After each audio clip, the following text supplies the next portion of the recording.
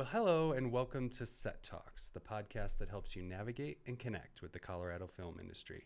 Today's guests are Corrine Marie and Deneisha Leartiste. Did I say that right? You did. Okay, cool. Corrine is the Community Access Manager for Denver Community Media, and Deneisha is one of DCM's most active members. Denver Community Media is an affordable, multimedia, one-stop shop that provides access to media training, tools, and a platform in a centrally located collaborative space. And what a great space it is. The podcast studio, the TV studio, and I'll let you guys talk about it, though I probably shouldn't give it all away right now, but it is an amazing space, and I am very excited to just hear about how this all came about and everything. But yeah, so welcome to the show. How are you guys doing? Wonderful. Thank you. Great. Yeah. Thank you for having us. No worries. This episode's been a little while in the making. A couple reschedules, couple near-death experiences. So thank you for being here. I really appreciate it. Well, yeah, I mean, to get started, why don't we talk about just both of your video production management, studio management experience? Like, ultimately, Corrine, what led you to becoming the program manager? And then Deneisha, what ultimately brought you into this space? And it sounds like you utilize a lot of the classes and you've been making a lot of content lately. So yeah, I would love to hear about how that all came about. To start with your program managing experience. Sure. Yeah. Mine is a variable path that I was not, planning on ending up in the media sphere when I went to college and when I graduated. I was a political science major and an English writing minor. I love writing poetry. I write a lot of music. I write lyrics. I also, play guitar. And so I was always big into the music scene and was actually managing a music venue before I was hired by Media Services in 2015 as basically operations assistant, I think was my title. Is that like put on by the city? Like that does like music venues and stuff, or? So it's Media Services is now Digital Experience, which is the division of technology services that manages Denver Community Media. So it's gone through a number of name changes, but it was and is Public Education and Government Access Television. It also now oversees, our website and website design and any outreach and outward-facing services that the city offers. So when I was hired in 2015, it was called Media Services. Then it was called Marketing Services. And then it was called Media and Marketing Services. And now it's called Digital Experience. But yeah, so that was kind of my first introduction to, the television production world. I got to know, the public access programs and our educational access providers. I got to, manage aspects of the contract with Comcast and CenturyLink at the time, so understanding our franchise agreements, and I was promoted within the year to contract administrator, and then I was promoted again, and then I got to help build out this beautiful facility, help negotiate and develop and collaborate with our current partners in building the program, and do a lot of research on what other entities across the country were doing in the community space, and how public access was, graduating from public to community, which is, kind of a collaboration of education as well as public access and your First Amendment rights. So in that, I just became completely invested in community access and what it stands for. And, I said I was in the music industry, to start off. I've been in the music industry since I was a kid in high school, going to house parties, and supporting that way. But so that's my way of telling a story, right? But I was a little punk rock girl, right? And so I got involved in politics, and that's what I studied because I wanted to understand and I wanted to have a voice and I wanted to be, kind of a powerful force of change. And so community media, I feel like, is very close to my heart.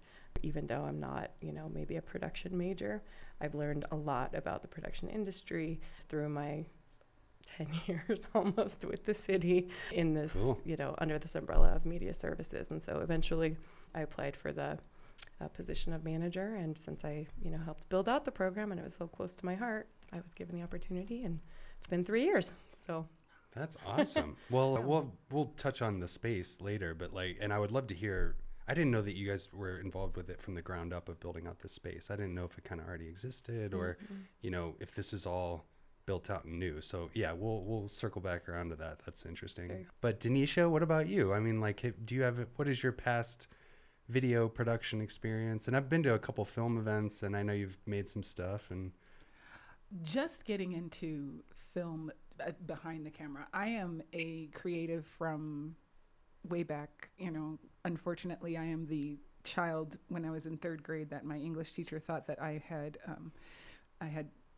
stolen a story. I was in third grade and I wrote a story. It started out with, the night had come over the town like a blanket.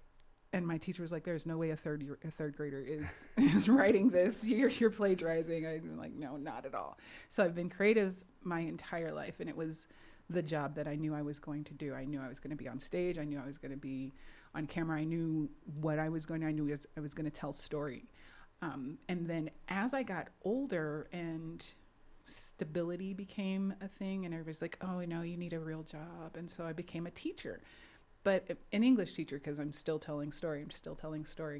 And finally it came to me that, you have more days behind you than you do ahead of you.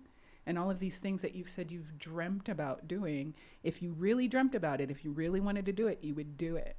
So I got a divorce. I came back to Colorado, and I was like, how do I take control of my creativity? How do I take control of my voice to be able to tell the stories that I want to tell? Because Hollywood's not looking at me as an actress.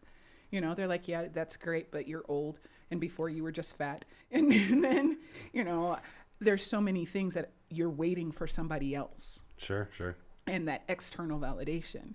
And when I came home and I realized that I had done a couple of short films on my cell phone, that I really didn't have to have anybody around. I was looking for places that would give me that kind of freedom, that kind of strength. And also, I always go back to, let's go back to school. You got to learn something.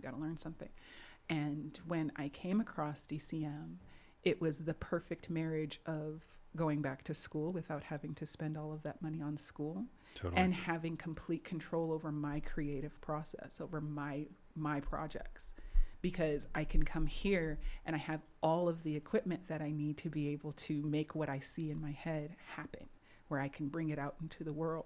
And there's tons of people around who can help me with the things that I don't know.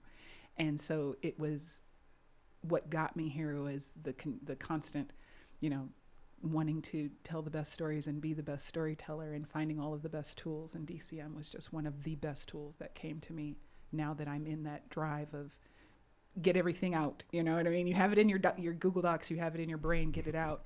What's the best way to get that done? And DCM was the best way for me to get that out of there. That's awesome. I mean, like, how did you end up finding it? Just looking it up and then scheduling a tour? Or so Denver, as big as Denver is, Denver's a small town. And Denver's my hometown. So when I came home and I started talking to some friends about what I wanted to do, there's about 4 people. I say everybody, it makes it sound like it's so exciting. There's everybody. And there's about 4 people who sat me down and were like, so this is what the city is doing. This is what is available to you in all of these areas. But over 2020, when everybody was kind of caged in, this is what we built out. Would you like to see this? And so I'm like, yeah, I'd like to see this. So I took a little tour, and the minute I walked in here, I was like, yeah, I'm home. This is it. I live here now. And they haven't been able to really get me to leave periodically. I really will just sit and write in the office. I live here now. That's awesome. Yeah, no, I love this space, and we'll get into the classes and all the different aspects of what's offered here. But yeah, I had the exact same experience when I walked in here. I was just like, what is this? What the hell? Like, because I am from Cleveland, Ohio, and I think they have some access to stuff like this at universities and stuff like that, but not like this. And I was just as blown away by it. My college had one. Like, I had a radio show when I was in college. We had a fully working, radio station, and it was unique to be able to have access to that, and to be able to have access just anytime not anytime you want, obviously, but to be able to have access to the equipment, to the knowledge. I mean, it's amazing. For sure. Amazing. No, and that's, like you said, that's a great comparison. It's like people are paying for a college degree to have access to this stuff. And this is a very reasonably priced option for people to have that access, which is amazing. Well, so how did this start? I mean, you touched on it, but like, how did this start? Like Denver Community Media, how was this built out? Just kind of walk me through kind of, I don't know, the ideation of the idea all the way to like launch date, I guess. Yeah. Well, it all started back in, we were previously known as PEG entities. So it was Public Education and Government Access Entities. And these entities are, well, one is government access. It's created for, transparency into city processes and government transparency. So it's a video production team, and they cover mayor council meetings, city council meetings, committee meetings, and then they also do some fun projects on the side, like currently one is Elevating Denver. Yep. I think you did a piece. I did. I was going to say, I had Matt Hinderman on here, Yeah, and he produced Wonderful producer. most of it, I think. Yeah. Yeah. Very sweet guy. Super nice. I actually just went and had a drink with him like a couple days ago just to catch up. Making lifelong friends. Yeah, totally. Yeah.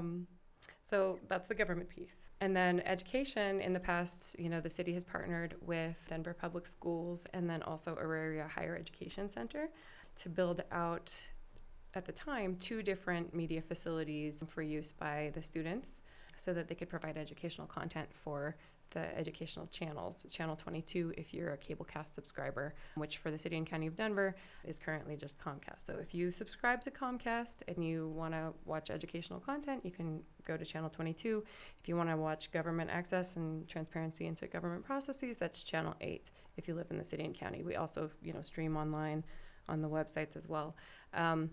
And then it was public access on top of that. And so the vendor at the time had channel 56, 57, and 881 as the HD channel. And so when their contract ended, we had done, a lot of peer research into what the nation was moving towards, what model they were moving towards. And, with the knowledge of people cutting the cable cord and moving to over-the-top mediums, moving to Netflix, moving to Spotify, moving to, streaming platforms, we knew that we weren't going to get more funding from the cable companies than we already get or got, and in fact that funding was on the decline. We get funding for capital equipment, so all of the equipment here and the space through those cable franchise agreements, which are basically contracts that say, okay, you want access to the city's rights of way to build out your cable fiber and wireline services, and in return you give the city a certain percentage of cable gross revenues to be used to repair those streets and to be used for general services. And then in addition to that, there's a community piece of that. So a certain amount of funding is allotted to PEG. And that's in the city and county of Denver. I didn't negotiate it, but when it was negotiated years ago, $1.05 per subscriber to be used for public education and government access. So with the knowledge that, more and more people are cutting the cord, moving to over the top, that funding is dwindling, how do we make it last as long as possible so that, Denverites have access to, these services and this equipment as long as possible? Other city entities like Boulder and, there's a bunch of them that don't have public access programs anymore. So what we found was a lot of our peer entities moving towards community access. And so rather than building out 2 facilities for 2 different educational access providers, one for government access and then another for public access, merging those funds and combining them so that, this facility serves all entities. So we partnered with Emily Griffith Technical College. They acquired the contract from DPS. They're part of DPS. Still not exactly sure how their relationship works, but so they're our partner in this new facility. And we also partnered with Rocky Mountain Public Media, who at the time they were looking for some additional funding because this was a big empty lot. And before that, I can't remember what it was, maybe office buildings, but they were looking for about $2 million to try and finish this building. And we had somewhere about $2 million to find a space for the future. And so we started, my directors started meeting with Amanda Mountain and the chief executive officer, I think is her title, for Rocky Mountain Public Media. And I was a part of those meetings and, just kind of helping with the finances wherever I could and learning. And so we had RMPM, we had Emily Griffith Technical College, we had the city, and we all partnered and invested in this space. So yeah, I mean, I have pictures of the floor boxes and all the rough-in, right? Before any of it was here, like I was doing walkthroughs with a hard hat, and trying to come up with, okay, well, in the original build out had planned like one outlet in our entire space, or maybe there was three. And so, the BSP panels in the studio, like I was a part of like planning those. And well, I was a part of it saying that, we had a project, an engineering project manager that was, obviously making sure that the drawings were everything that we needed and everything that, everything was accounted for, I guess, as far as an AV build out would require. It was really cool. I learned a lot. I did all the purchasing for the space, Wow. managed the budget. And so again, like I know all of these systems and I know on a basic level how to operate them, but I don't do that on a daily basis. So That's amazing. That is super amazing. cool. Super cool. Yeah. So for the community, by the community. Right? That's amazing. Yeah. And yeah, I mean, like I would, $2 million easy, I'm sure. Well, that was for what I'm looking at, like with this space, Yeah, that's awesome. Well, can you get into that? I mean, like, what does Denver Community Media offer? What are some of the spaces, classes? Give me kind of an overview. And then, Deneisha, feel free to chime in and kind of give your thoughts, like on, because I know you've taken a lot of the classes and you've utilized, you've utilized the equipment, just kind of as we kind of hit on it, like, just kind of walk me through all the offering, and then Deneisha, we can kind of get your perspective on being a member and utilizing all of these things. I think, first and foremost, we strive to be an inclusive space for the community to create, whether it's, their love project, something that they've, wanted to create their whole lives and just haven't, or whether they're small business owners and they want to, help grow their business, or, whether they're striving to be YouTube creators and eventually make money on their content, that sort of thing. Or whether it's just, originally someone that just wanted to get their voice heard and, practice their First Amendment right to freedom of speech and freedom of the press. And, we have distribution platforms, like I mentioned, our channels, but we also have a video on demand platform, so you can watch our content really like via an app. You can watch it on our website, that sort of thing. And so first and foremost, we strive to be a safe space, a collaborative space, and a welcoming space for the community to come and create and tell their story. With that, we have the current practices, take the class to reserve the resource. And so our resources are, you guys can probably talk to the, the power of the equipment. It's incredible. Yeah. We have, right? For sure. Yeah. It's I mean, the amazing. equipment that you can rent and stuff, it's all the cameras, the lighting, everything you would need to produce a really high quality. Can I tell you how cool it is when you show up on a location and you show up with, they think that you're so professional. Like, yes, I'm amazing. Look at my gear, and I'm so professional and amazing. This is not mine, but it's amazing. You feel really cool when you show up, and you also, it gives you a lot more, just not just bravado, but it makes people take you a lot more seriously when you show up with the right gear.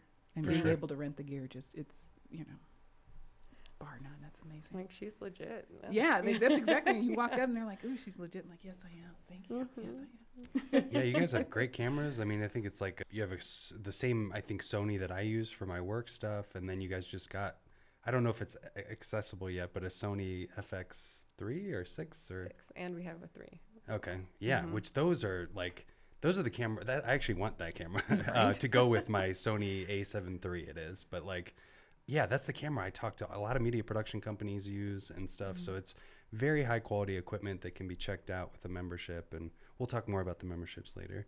But yeah, and then there's like a full on TV studio space, which I don't know. Tell me about that. I guess like that was probably a good portion of that $2 million. So that's a really nice space, and it's very legit with the mixings platform and all that, and just the setup of it. Mm-hmm.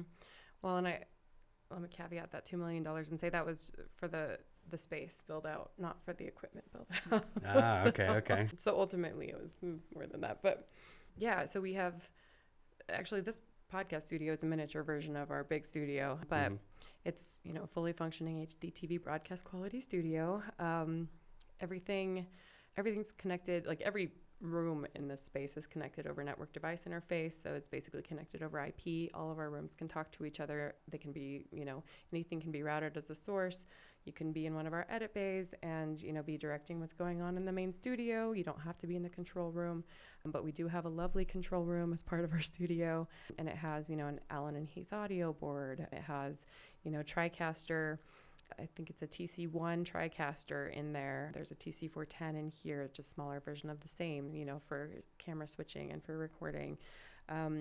There's 3 different PTZ operated cameras that are mounted to the wall in our studio, pan tilt zoom for those who don't know, and then 2 manual cameras that are Panasonics and that, are very high end.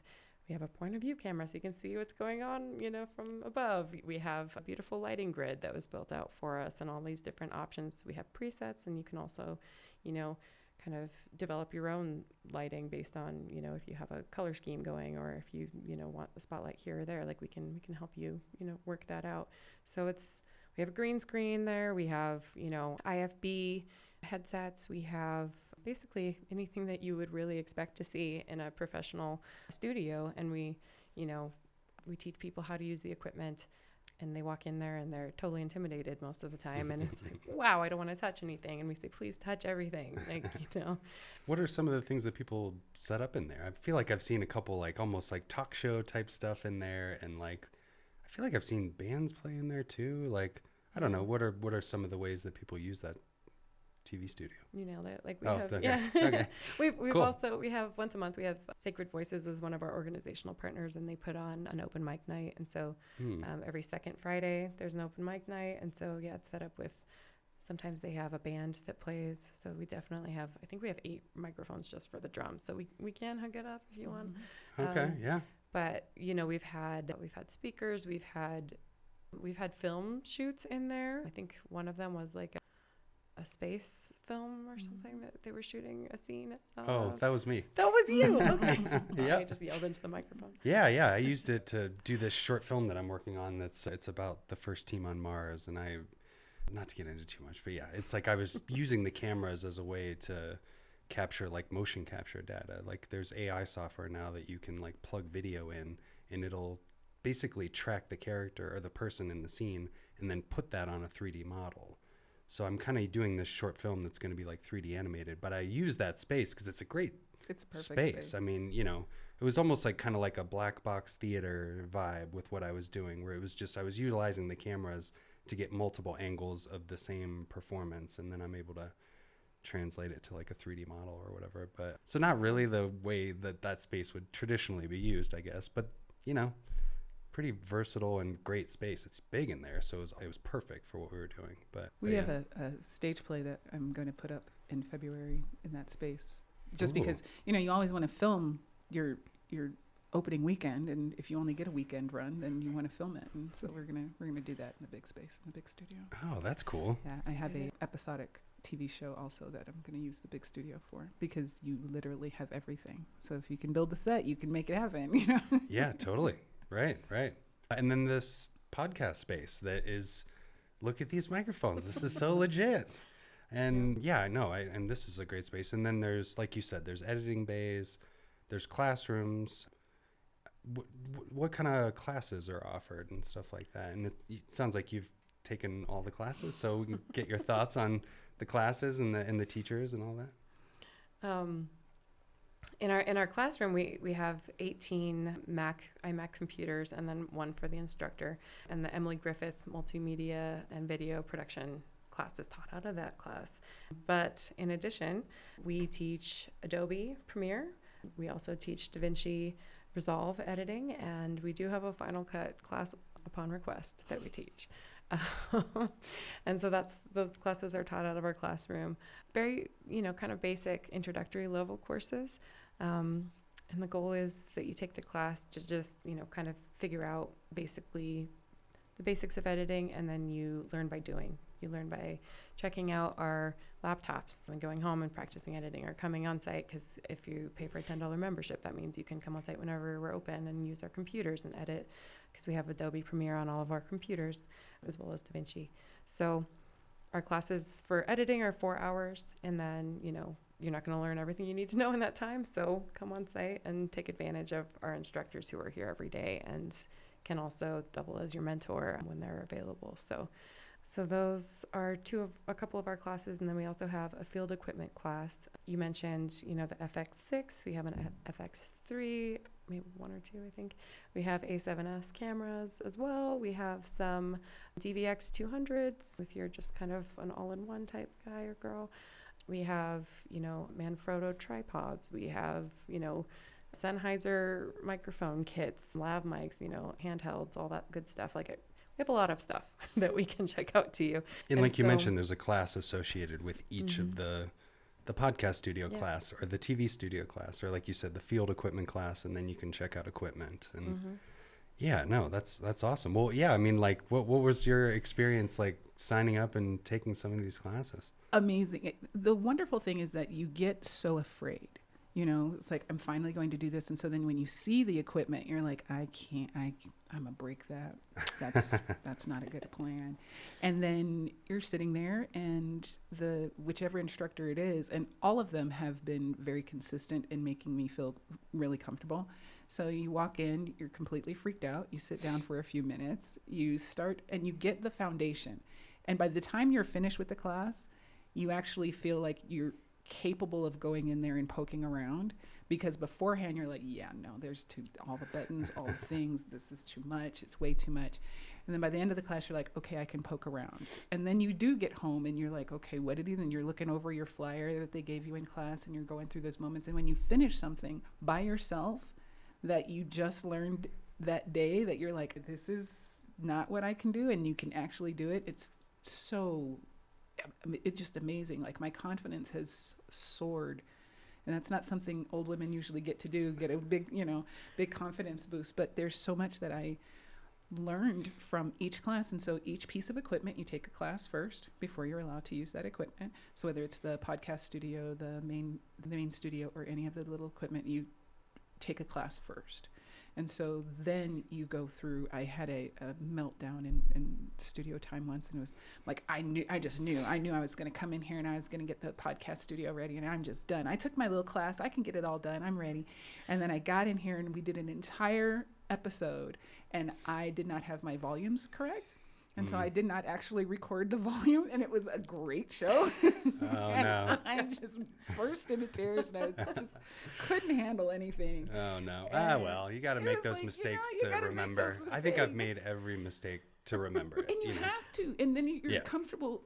What happened was it made me comfortable then making mistakes and doing that learning, because everybody on staff was so supportive, was so kind, and was so able and ready. Like, they had the capacity to be able to hold my hand through, this is what was happening, this is the step, and there has been nothing to hold me back in any of my other projects, primarily because of that big meltdown, because it made me feel safe knowing that not only am I safe around the equipment, I'm safe around the people to actually mess up. And so nothing can stop you with that when you're in a supportive environment with all of the tools that you need. It's amazing. Right. And I could see where people have that feeling because of the equipment and stuff, and then they're like, nervous about making a mistake. And everyone here is really cool. I haven't gotten any sense of pretentious vibes that sometimes you can walk into with these things.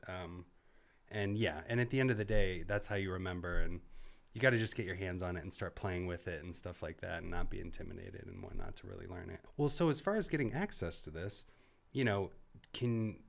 let's talk about the memberships. What are the membership tiers? Do you have to have a membership to have access to this stuff? Walk me through that. Like, what does it take to get a membership? And then also, like, do you have to have a membership to get access? Yeah.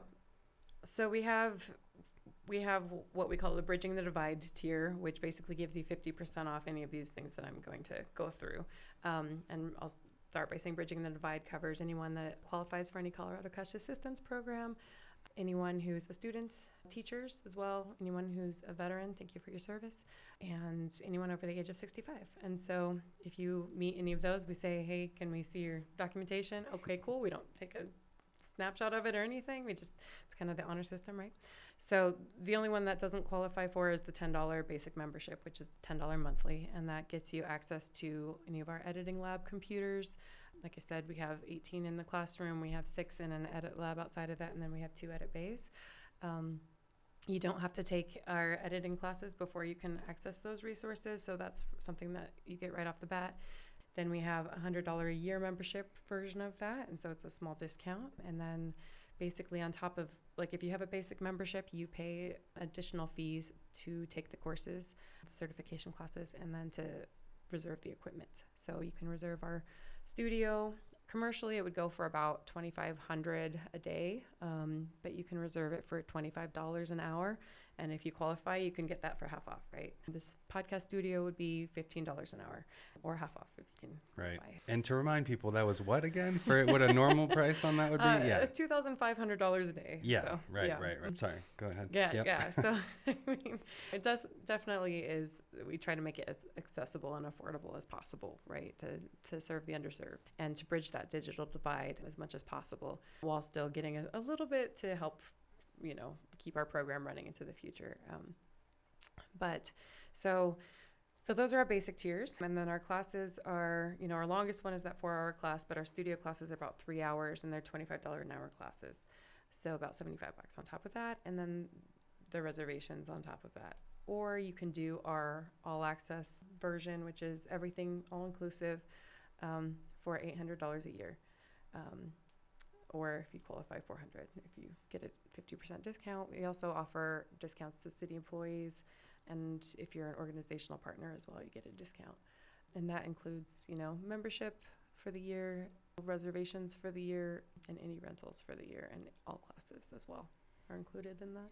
It's amazing. It's pretty cool. Yeah, I mean, for the $800, it is insanely worth it. Yeah, I've been doing it through my company and stuff, and it's an easy sell because I feel like most workshops or classes are probably going to be double that just for like a day or 2 workshop.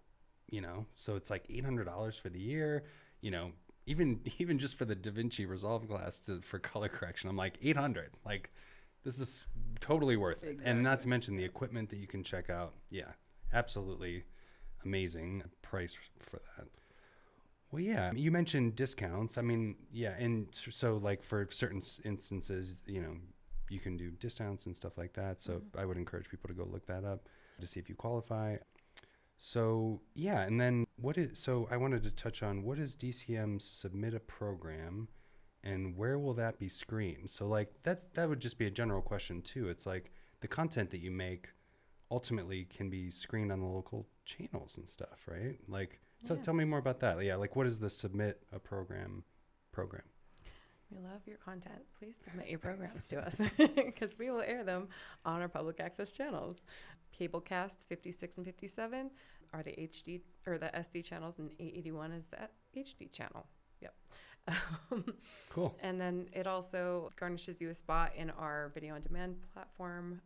So if you submit, some of our regular submitters, they have their own channel on video on demand, and that's dcminthecloud.org. And you can also get there through denvercommunitymedia.org. But yeah, so we want your content. We want to share your voice. We want to distribute it on our platforms, and we can take it in pretty much any way you want to send it to us, as long as it's a .mov file, a .mp4, H.264. We just can't download it from like YouTube or something like that. So please don't send us a YouTube or Vimeo link. We can't do that. But there's no pre-screening process that goes on our channel, and anything you submit to us, you're the producer of record. When you submit it, you sign a form that says, I have all of the rights to any of the music or any of the content or any of the actors in this program. And if, I don't know, Disney reaches out and has a problem with it, we'll say, go talk to the producer of record, please, And then, just the same caveats as you'd see if you were watching PBS, like no obscene content, no commercial content. Anything that you create here can't be commercial. It has to be available to the community for free, right? So that's, I don't know that and then if you do have any underwriters, that they're identified, right? So full disclosure, not to promote them, but to disclose who has supported your creative content. Sure. Cool. And then there's a lot of events that you guys do here too. I've been to the First Friday events, and what do I have here? There's weekly membership meetings. You have Premiere Pro editing hours, podcast open hours, and you don't need to be a member to attend these events, right? Like, tell me about some of the events and, why should people come and check it out? Thank you for calling that out. Yeah, I almost forgot. Yeah, so for First Friday Films, we have local producers submit. You've submitted before? Mm-hmm. You've submitted before? Yeah. Submit short films under 30 minutes to be aired on the big screen, which in this building, we also have access to Rocky Mountain Public Media's Masterpiece Studio, which has stadium seating and a big screen. And so once a month, we have local producers submit content. We watch it on the big screen. They invite their friends, family. You don't have to be a member to come and enjoy the show. Same thing with our member meetings. We're going to actually move those to monthly member meetings. Last year they were weekly though. And if you're just interested in who we are and what we do, and you just kind of want to network and see what it's all about, I would encourage you to just come. I'm not sure. I think the date might be changing, so I don't want to say anything. But no worries. Again, visit our website. It'll be posted. And yeah, anyone's welcome. Our events, our annual event is usually happening in October. Anyone's welcome to those. Our open podcast open hours for producers, I think is how we call it. You get a 2-hour time slot. You don't have to have taken the class. And that's one of the only times where we will have a producer available on staff to help you out if you need in the room, and to help you, kind of brainstorm your program and help you develop your idea into a concept that then you can record. And so that's available to anybody that, again, wants to dip their toe in. And it's also available to our members too. But that's once we do typically first Friday and Saturday of the month. And then open edit hours, we have one of our wonderful edit instructors who's available during those hours to just help out and help you, collaborate with you, whatever, bring your project and just kind of workshop it with them at that time. That's amazing. Yeah. And also to be able to come in here and like talk with someone like, hey, I'm thinking about this, like, what do you think and whatnot. And everyone here is so sweet and so nice and encouraging, as you mentioned. Like, yeah, I would definitely, that would be a good way to kind of test, like, is it worth it?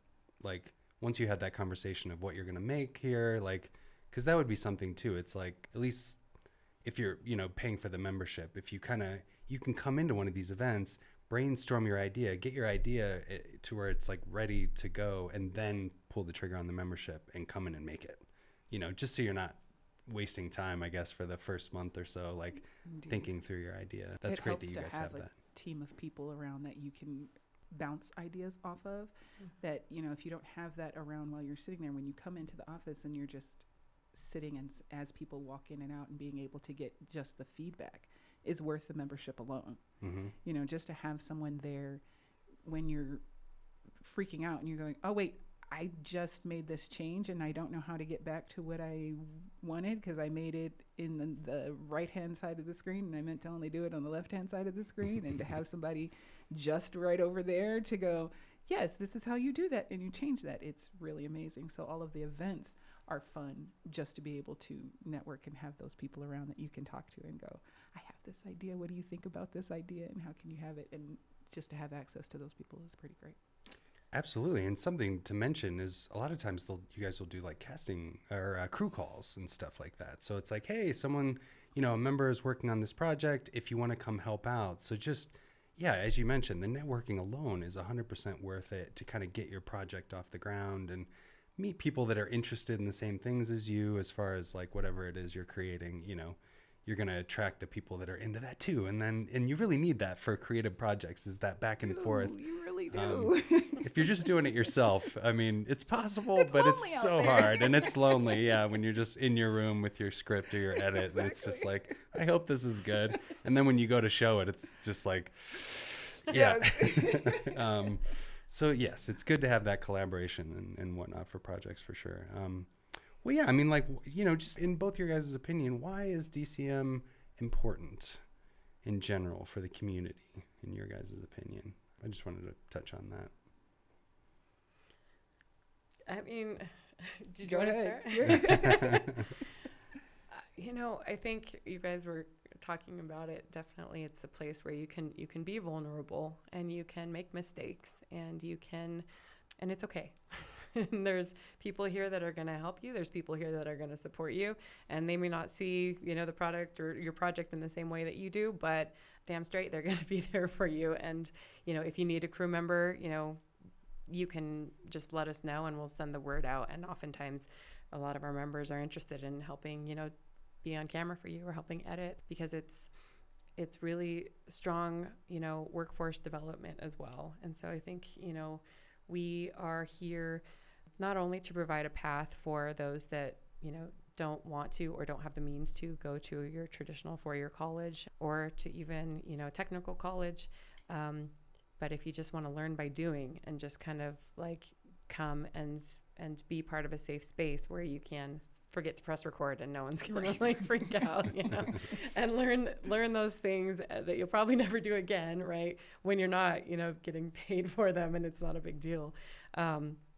Except you personally, because that hurts, right? Yeah, your ego is a little hurt. Yeah, and you lost some great content. But, it's something that you can put on a resume that I've taken part in, professional level production, because we do like monthly productions, shoots outside of the building or on site sometimes, where you can volunteer for whatever role you want. You can even be an actor if you want, and just learn by doing. I did our Halloween show. Yeah.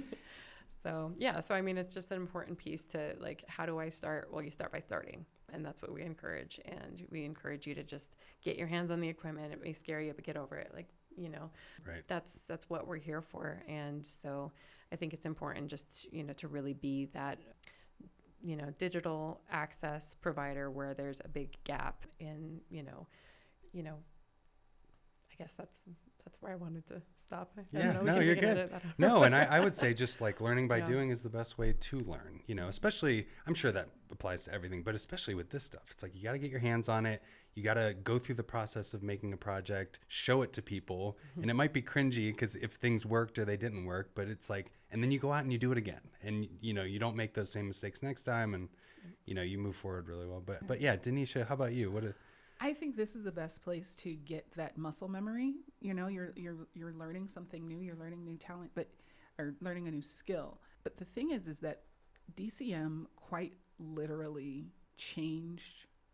not changed my life, but changed how I function in my life. Because as a creative, that there was so many no's in my mind, things that couldn't happen. You can't do this, you can't do that, you can't do this. I had come to this stage in my life with so many limitations. DCM showed me where those limitations were not real, that it was just in my mind. Totally. And that is the game changer.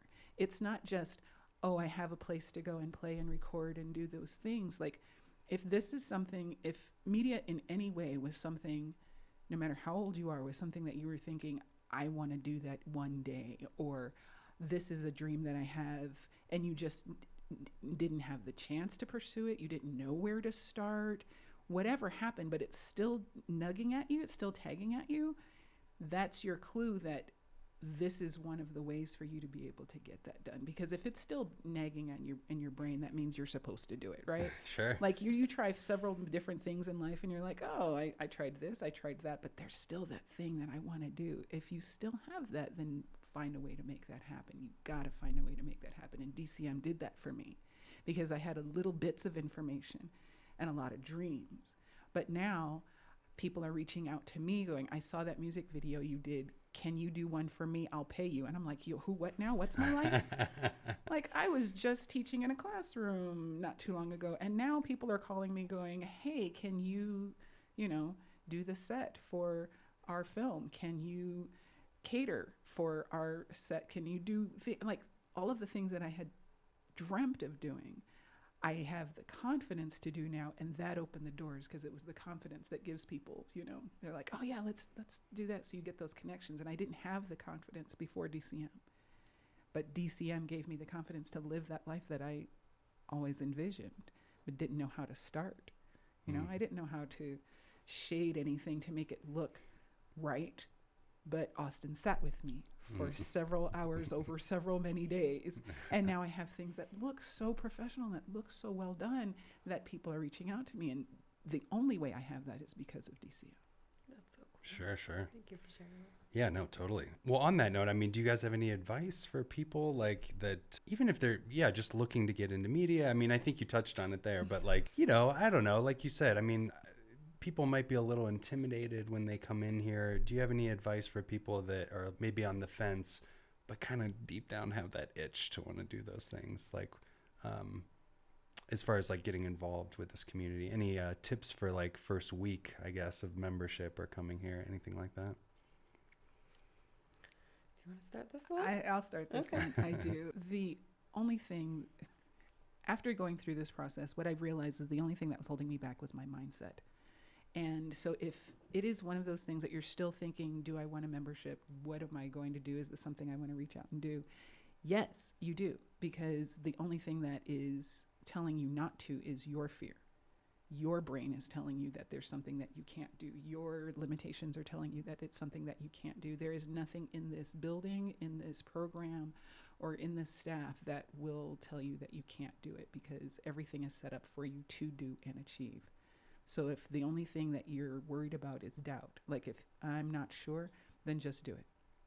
Because there is nothing but, there's nowhere to go but up past, beyond that fear. You know what I mean? It's just, so just, yes, do. For sure, for sure. And my answer was along the same lines, like, just be honest with yourself, you know, come in here and be yourself, admit if you don't know how to do something, because it's okay. This is the space where you ask questions. This is the space where you're going to get the support you need. You know, I think about, like, I'm a climber as well, and it's just like there's this mentality where it's like, I don't want to try that easy climb because people aren't going to know what a good climber I am. And it's just like, well, it's a different style than you're used to. So if you don't try that style, you know, you're never going to be good at it. So try it. And then, you know, and don't be embarrassed. Just, you know, you're not competing against anyone. You're competing against yourself. You're doing this for yourself, you know, your self-development. And so you're not going to come in here and be like, oh, I created this amazing, you know, like, movie, but I don't know how to interview someone because I just don't have that skill. It's like, okay, that's fine, because you haven't done it yet. So no one's going to judge you for coming in and admitting that you need that, you know, you need that experience. And so just be honest with yourself and just do it, you know. That's the only way to learn. So Absolutely. That's what I was going to essentially say. Like, don't be afraid to raise your hand and say, I do not know what this is. Like, you know, and no one around here is going to be like, oh, really? Wow. Like, I can't believe you don't know that. Nothing like that is going to happen. So yeah, I would just come in here with an open heart and and try to collaborate with people too and ask questions. There's a lot of really great people that work here that are excited to answer your question and then give you things to think about too. Which I think is, like we said, you kind of need that creative feedback and development to keep the projects going. With the asking questions part, it's so wonderful to be able to have these people to ask questions for, because then I would have never understood or known that technology caught up to me, like that there are things to support the way I function, but I wouldn't know that if I didn't have the people to ask the questions to. So being able to have a space where you're not afraid to ask the questions, you know, like, okay, yes, you're starting a new skill, you're learning something new, but this is the most supportive space that you'll ever have for that. There's no more supportive space for that. You know what I mean? There's the best thing to do is to be able to just sign up and just try, because I've been in learning spaces my whole life, and there has been nothing more supportive than this one. That's cool. Yeah. So, you know, how can listeners follow DCM, website, social media, that sort of thing? Yeah, denvercommunitymedia.org is our website. Everything you need to know is on there. Am I looking at this particular camera? Oh, it doesn't matter. We can look at this camera, I guess. Where should people sign up for Denver Community Media? And all the links of what Corrine is about to cover will be in the description. But anyways, yes, it's just for people listening that might not have access right away to the description. What would be the website, social media channels? Our website is denvercommunitymedia.org, so please visit. It has everything that you need to know. And if not, then you can always call us. 720-337-4200 is our main line. You can also email us at info@denvercommunitymedia.org, and that goes to any team member here, and we'll respond to you as soon as possible.